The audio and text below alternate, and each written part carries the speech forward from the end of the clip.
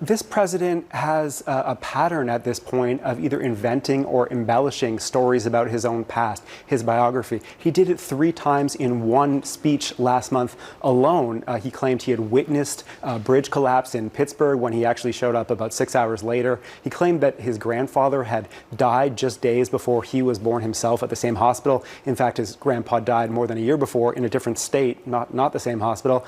And he also repeated a favorite false story that I and others have debunked over and over again about a supposed conversation with an Amtrak train conductor he was friends with, who was actually deceased at the time the conversation would have had to take place. And that's not all. There are some more serious ones in my view. Previously in his presidency, he claimed at one point he'd been arrested during a civil rights protest when, in other versions of the story, he just said an officer had taken him home from a protest. He said he had visited the Pittsburgh synagogue where worshippers were killed in a 2018 mass shooting. In fact, he had actually spoken to the rabbi, but never went.